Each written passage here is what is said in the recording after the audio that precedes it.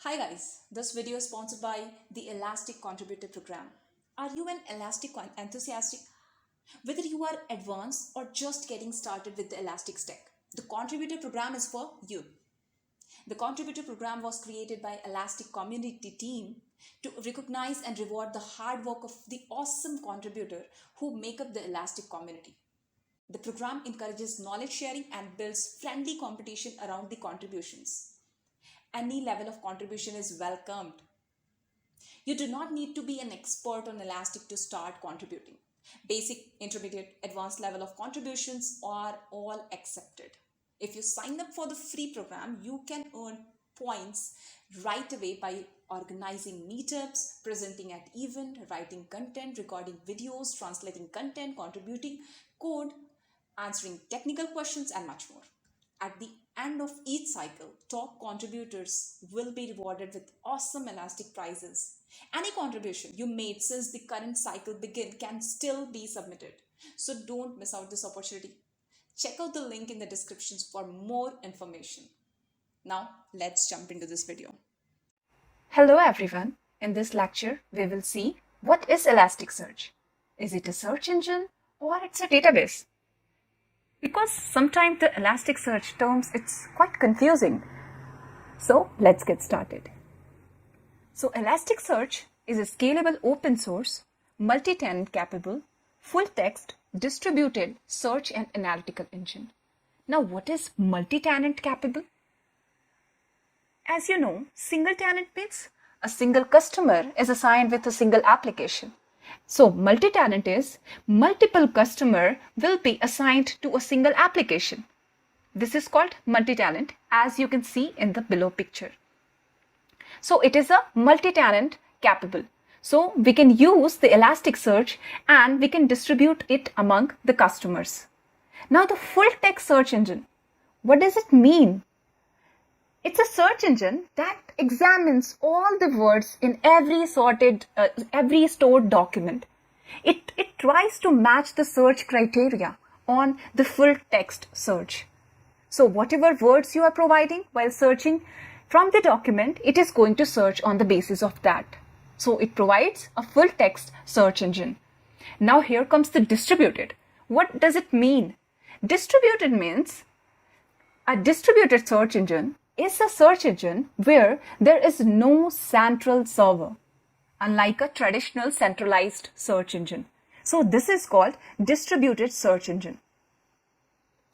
Now the next thing is it provides real-time data analytics and searches, which is quite simple to understand. Now the point number 3, it is document-oriented database. What is document-oriented database? It's a database that is used to store, retrieve, manage documented information. Means every information will be saved in the form of document. As you can see in the below picture, this is how Elasticsearch saves its data. Now again, here's a question. Somewhere in the point number 1, you are saying it's a search engine. In point number 3, you are saying it's a database.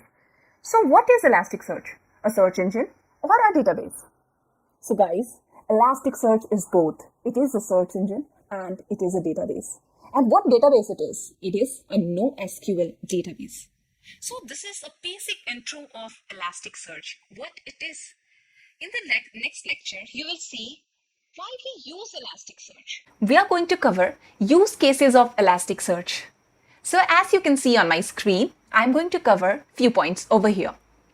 First is full text search, autocomplete or fuzzy searches. Second is analytical. Third, multi-tenancy.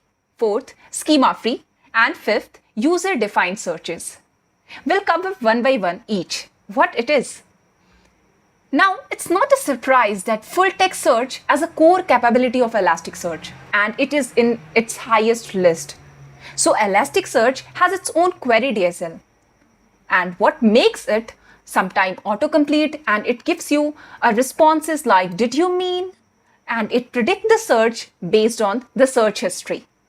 So it gives me the complete keyword search, complete full text search, fuzzy search, autocomplete search, and you will be getting the suggestions.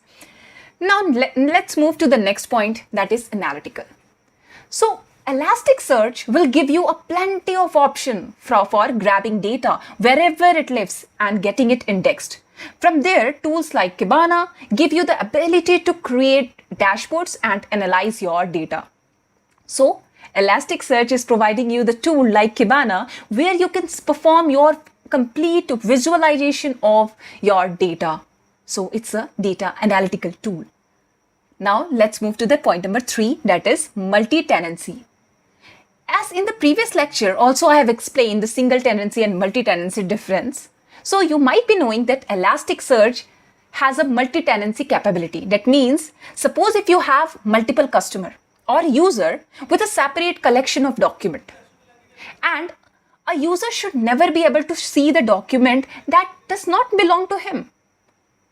So this will lead to a design, means for every user the user should have their own index. So this makes it a multi-tenancy architecture. Now the next point is schema free. That will help you to leverage data stored. What does it mean? Why would I need leverage in data storing? Suppose you are dealing with big data and you have multiple customer. And we also see a lot of use case, where different user can have completely different document.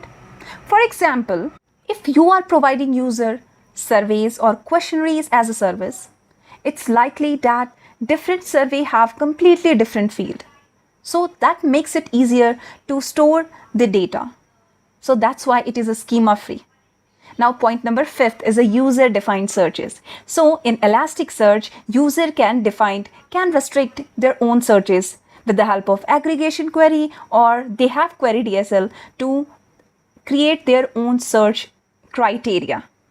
So if a user wants to search on particular field, they can search. If the user want to search on the complete document, they can do. So every searches will be user defined in Elasticsearch. Hello everyone, in this lecture we will be talking about important Elasticsearch configuration.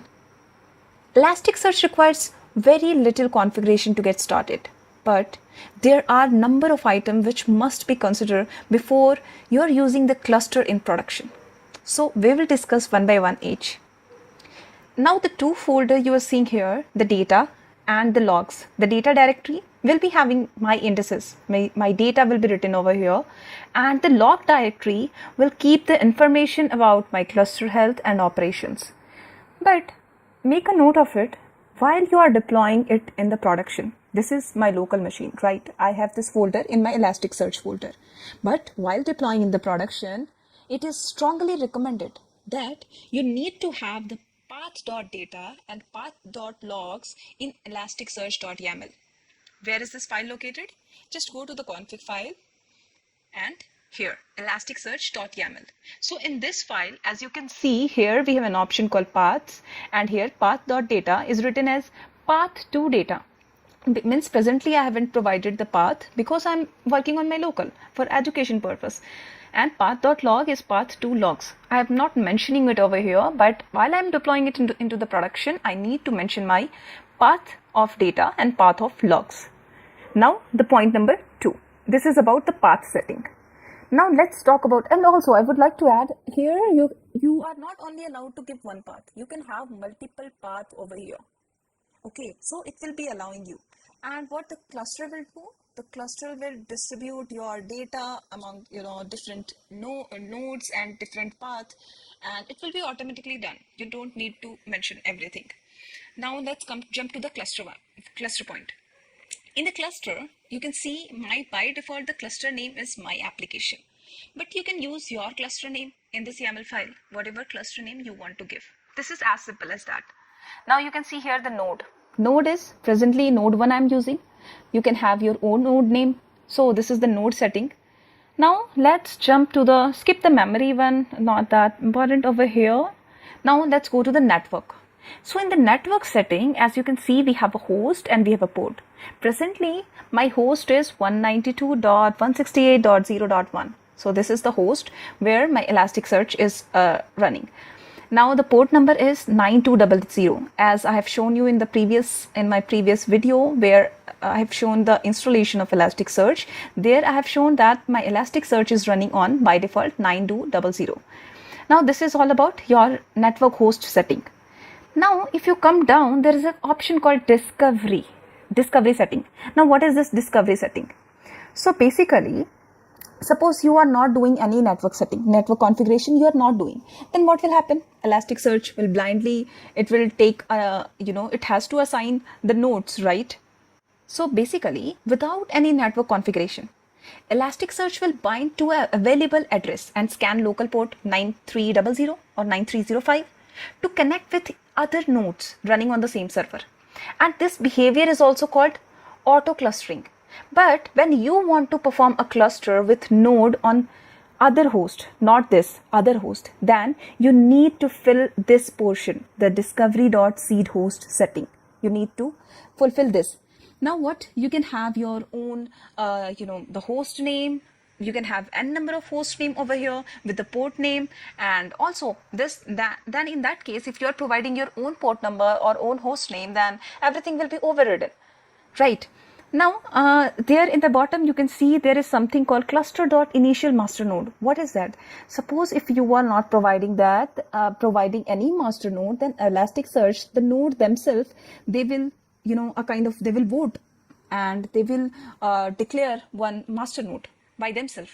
But suppose in your industry, if they want to define a master node by themselves, then you can have it over here. You can give the name in the master node in this section. So this is all about configuration setting of Elasticsearch. To go into more detail and read about the configuration setting, I will provide you the Elasticsearch URL for the config file in my description box. You can go ahead and check it out, the complete detail about what I have covered today. And there are a hell lot of changes or hell lot of configuration that Elasticsearch has added, which if you want to go into deep dive, you can go ahead and check out the link I have provided in the description box. Thank you guys. Thank you for watching. Hope you like this video. If you like this video, don't forget to press thumbs up and subscribe to my channel if you haven't subscribed it yet. Thank you guys. Thank you for watching.